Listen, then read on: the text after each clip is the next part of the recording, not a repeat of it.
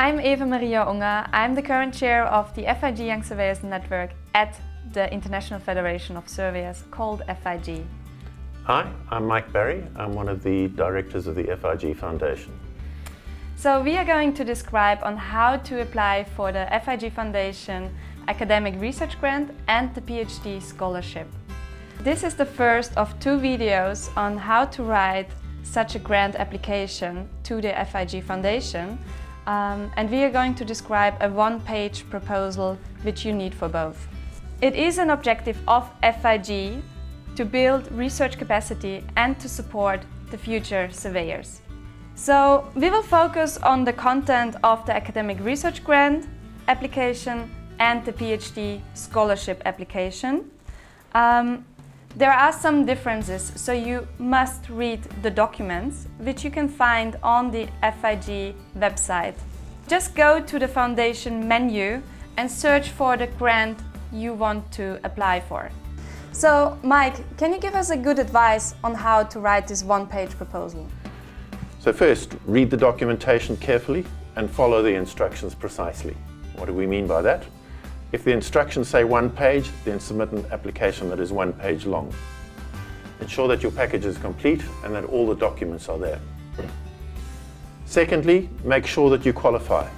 If you do not qualify for a grant and then you apply for it, you're going to waste your time and the evaluator's time. For example, with the current academic research grants, if you live in Europe or work in Europe, you do not qualify, even if you are a national of a developing world country. Thirdly, start early. As a guideline, you should start working on the application at least 3 months before the submission date. If you start a day or two before the deadline, you have little hope of success. It is a long process, and you should be thorough in preparing your documentation. Fourthly, find a mentor. If you have little experience in writing grants, find an experienced professor with a good track record in attracting grant funding. Ask them for advice. Ask them to read through your application and give you some feedback on it. Fifthly, attend workshops, webinars and online videos and tutorials on how to write grant proposals. There's a wealth of material online on how to write grant proposals by experts and consultants in the area. Number 6, read up on how to write a grant application. There are links on the FIG Foundation documentation, but you can also find many of those with a Google search. Number 7, focus and emphasize what you are going to do. What do we mean by that? Prepare a focused proposal that has limited scope. We want to see what you are going to do on a particular research project. We are not going to fund someone who manages many different research projects but does very little of the work with themselves. We are also not going to fund an application where the project is driven by a number of collaborators from outside of your country. Number 8, know your audience and write your grant application in non-technical terms. The majority of the people who evaluate your application are unlikely to be experts in your field. Do not expect them to look up terms with which they are not familiar. Typically, you can expect a grant evaluation team to spend no more than 10 minutes on your full application. Number 9, get a team of readers to support you. Ask colleagues and friends to read your document. Ask them to reread it and reread it and reread it. And ask them to give you critical comments. They're not there to make you feel comfortable. They're there to help you get an application succeed and to present it to people who don't know you. Number 10, leave lots of white space in the application. Leave spaces between paragraphs and headings so that it is easy to read and it flows well. Do not cram information. A busy document is not easy to read and therefore may be passed over, even if the content of it is very good. Number 11, do not do things that may disqualify you. One of those is that you may not contact the directors of the FIG Foundation personally. So you may not contact me, for instance. You may contact the FIG office and they may pass on your message to the foundation. Okay, and lastly, number 12, if you do not succeed first time around, try again, and again if necessary. Often we do not succeed in getting a grant application through the first time around.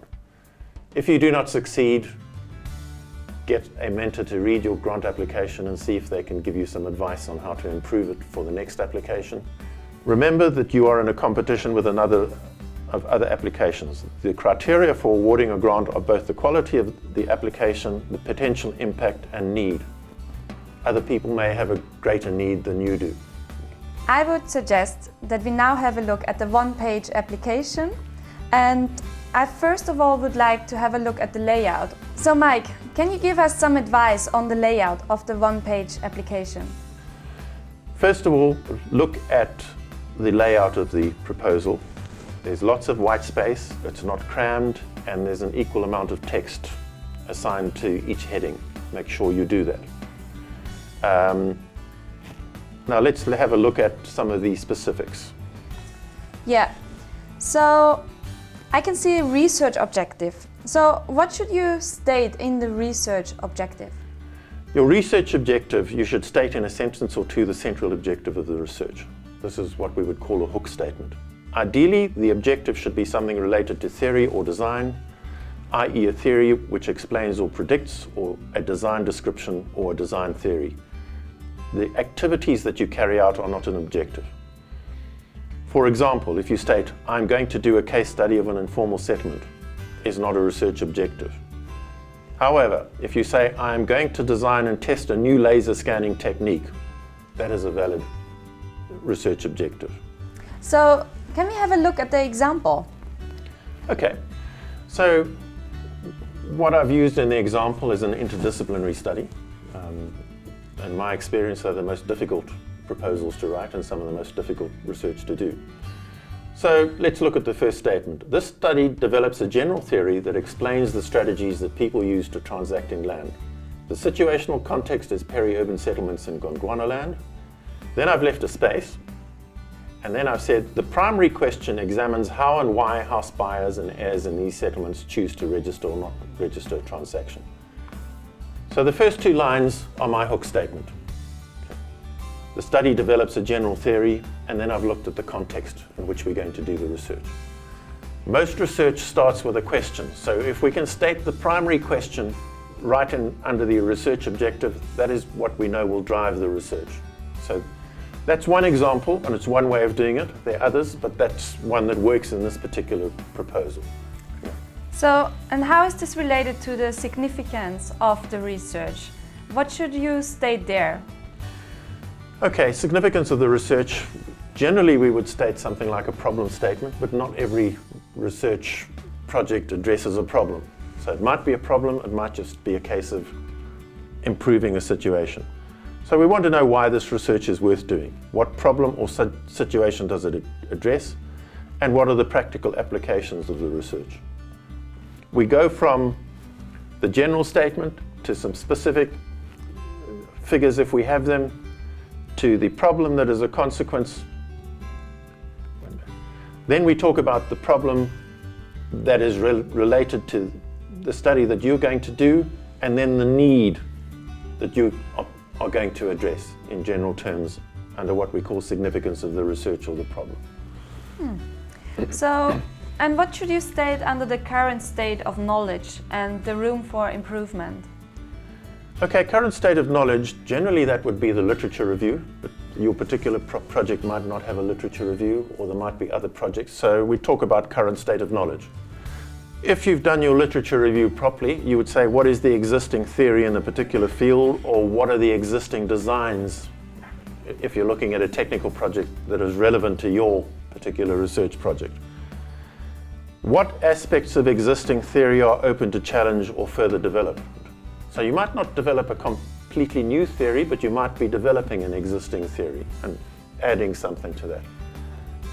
So this is really important when you're speaking about the room for improvement. Yeah. Okay. So how should you describe the research methodology and the methods used for the research? What you need to do is demonstrate that you've read up on all the research design and research methodology in your area, and demonstrate that you've written it up and shown that you know how you're going to apply it. You would then summarize that and draw that into this one paragraph that I have here. So you need to show what is the main approach to your research, what are the specific approaches you're going to do, how are you going to analyze it, and then how are you going to build theory out of that.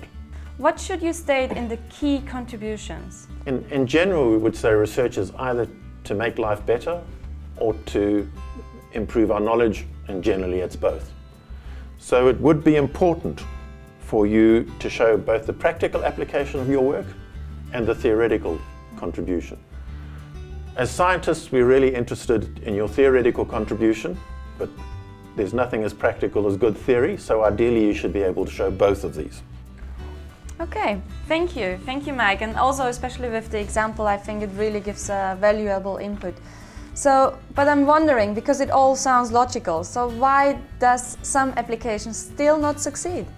Okay, I think the first thing we would say there is people don't spend enough time preparing an application. You should really do a full application before you try and put it into one page. It is extremely difficult to put these into one page. So I gave some general pointers on what you should do when preparing an application. If you follow those, you should do well. Spend a lot of time on it, start early, make sure that your CV is accurate, and make sure that every single document is both accurate and filled out properly. One of the problems that we've had is applicants will do a very good job of 80% of the application and then perhaps give us a 100-page document from the university and expect the evaluators to read that. We won't. It's a bit like applying to your bank manager for a business loan. If you go to the bank and ask for a business loan, you have to give them a good business plan, you've got to justify it, you've got to give them proposed cash flows, and you've got to show that you've done due diligence and done your homework on it. You're asking the FRG Foundation for money. We want to make sure that our money is well spent and that you have done the work to show us that you are likely to succeed in this project. So, talking about bank and money, that is a good link because you're also requesting a budget which you need to submit with the one-page proposal. First of all, if we look at it, it says, what are you going to get from the FRG Foundation? What are you going to get from other grants? There are some sample areas where you would apply for money, like salaries, equipment, travel, and so forth. Fill in the ones that are relevant to your application. Then we want to know how you're going to apply the funds. What are you going to apply from the FRG Foundation, and what are you going to apply in that area from other grants? Part of the budget is the actual figures that you provide us, and remember it's a budget, but you should make sure that you've done your homework and looked at what actual costs are in the area. And then you need to explain the budget. So you've got one page to explain it. Make sure that you give us a good explanation. Do not just give it a page of figures and expect an evaluator who does not know you and does not know your project to understand what you mean by these figures. Good. So I think we have covered a whole one-page proposal or application, and I think we really got also into the details. So thank you, Mike, and to all the applicants, success. Yes, good luck everybody, and good luck with your research. Thank you. Thank you.